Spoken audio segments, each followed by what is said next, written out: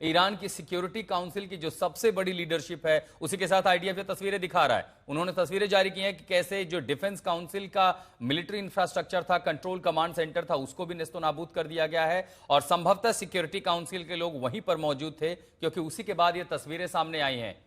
ये वो 7 लोग हैं। अशरफ वानी हमारे सहयोगी हमारे साथ जुड़े हुए हैं। अशरफ, ईरान के लिए जो तस्वीरें अब आईडीएफ जारी कर रहा है कि कैसे सिक्योरिटी काउंसिल संभवतः जहां मौजूद होगी वहां पर पूरी लीडरशिप को उड़ा दिया गया है। इसके पहले भी हमले में उन्होंने टॉप मिलिट्री लीडरशिप को जब मारा तो उसके रिप्लेसमेंट आए, लेकिन अगर पूरी काउंसिल के सबसे बड़े चेहरों को ही नेस्तो नाबूद किया गया है तो ऐसे में ईरान की जो आगे की स्ट्रैटेजी है, लड़ाई है, उन योजनाओं पर आगे काम कौन करेगा? क्या यहां से माने कि ईरान का कमजोर होने की अब शुरुआत हो चुकी है?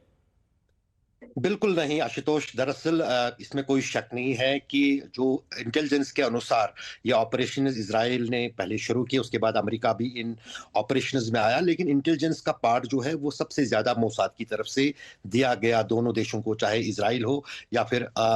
अमेरिका। लेकिन यहाँ पर तो उन परिसरों को निशाना तो बनाया गया है, लेकिन ईरान का ये कहना है कि उनके जो प्रमुख लोग हैं, खासतौर से उनके राष्ट्रपति और उनके सुप्रीम लीडर, वो उन जगहों पर उस वक्त मौजूद नहीं थे जब ये हमले इजराइल और अमेरिका की तरफ से किए गए। पहले जो वार ये शुरू किया इजराइल ने, सटीक उन्हीं जगहों पर निशाना बनाया गया जो संभवतः जहां पर सुप्रीम लीडर थे, जहां पर आईआरजी के टॉप कमांडर लीडरशिप थी, जहां पर जो आईआरजी के प्रमुख जो ठिकाने हैं उनको निशाना बनाया गया। हाँ, ईरान का यह भी कहना है कि कुछ प्रमुख कमांडर जो हैं आईआरजी के मारे गए हैं, लेकिन ना ही सुप्रीम लीडर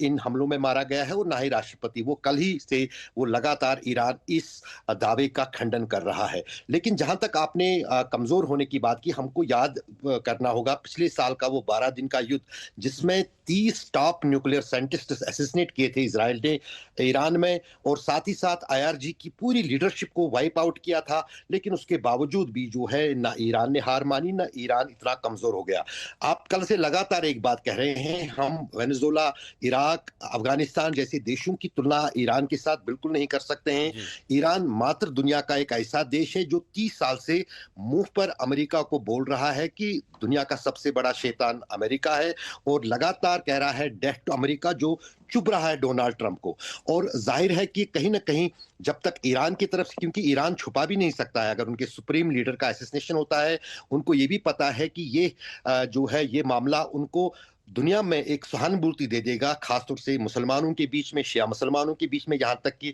जो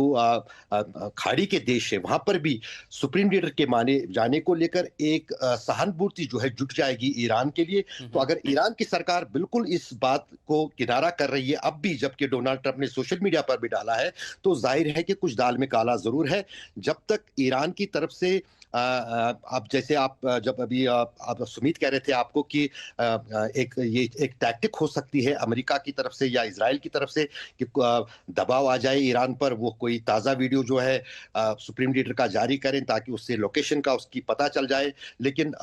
काफी अनुभव है दोनों देशों के बीच में एक दूसरे के साथ रंजिश का, झगड़े का, युद्ध का, तो उस बीच कम ही लगता है कि फूंक फूंक कर जो है ईरान कदम उठा रहा है। और पिछले कई दिनों से जो ईरान की तरफ से कहा जा रहा था कि इस तरह का हमला, जवाबी कार्रवाई की जाएगी जो अभी तक दुनिया ने नहीं देखी होगी। अभी तक तो ये लग रहा है,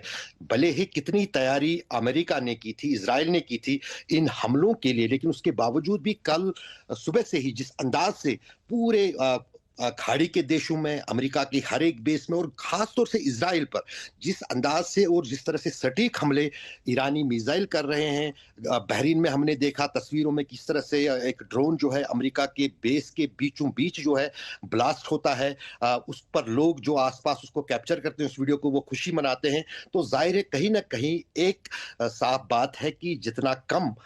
ईरान को आंका जा रहा था जवाबी कार्रवाई में, और पहले इस हमलों की शुरुआत जो है इजराइल ने की, अमेरिका ने की, लेकिन जो उनको लग रहा था कि जिस हद तक वो नुकसान पहुंचा पाएंगे ईरान को, ऐसा नहीं लगता है कि उतना कमजोर ईरान को किया है। और ठीक है, दूसरा आप बने रहे हमारे साथ। तो इस बीच जो अमेरिका का दावा था कि खामनेई मारे गए, तो अब आईडीएफ ने वो तस्वीरें जारी की हैं। ये भी जानकारी जारी की है कि कैसे ईरान के शीर्ष सैन्य और सुरक्षा अधिकारी मारे गए। एक बार फिर आपको जानकारी देते हैं, ईरानी सुरक्षा परिषद के सचिव अली शामखानी, ये वो तमाम लोग हैं जो सिक्योरिटी काउंसिल का महत्वपूर्ण हिस्सा थे, और आईडीएफ ने वो तस्वीरें भी जारी की हैं, उनके चेहरे भी जारी किए। देखिए, हम आपको भी दिखा रहे हैं कि कौन कौन वो लोग हैं। Shamkhani, IRGC commander Mohammad Pakpour, Khatamul Anbiya command के खुफिया प्रमुख सालेह यज़दी, सुप्रीम लीडर के सैन्य ब्यूरो प्रमुख मोहम्मद शिराजी, ईरान के रक्षा मंत्री अजीज नासिरजादे, ये तमाम वो लोग हैं। इसी के साथ साथ जो ईरान का परमाणु कार्यक्रम है, उसके रासायनिक हथियार परियोजनाओं से जुड़े हैं, वो एसपीएनडी संगठन के वरिष्ठ अधिकारी भी इसमें मारे गए हैं, और उनकी तमाम तस्वीरें, और खासकर सिक्योरिटी काउंसिल की जो कमांड कंट्रोल सेंटर की तस्वीरें भी आईडीएफ जारी कर रहा है, जिसको निशाना बनाया गया था। क्या ये तमाम लोग वहीं पर मौजूद थे, या टारगेटेड असैसिनेशन में अलग अलग जो हमले हुए ईरान में वहां मारे गए हैं, इसकी जानकारी फिलहाल इजराइल ने नहीं दी है। लेकिन पूरे सिक्योरिटी काउंसिल के सबसे बड़े चेहरों को नेस्तो नाबूद कर दिया गया है।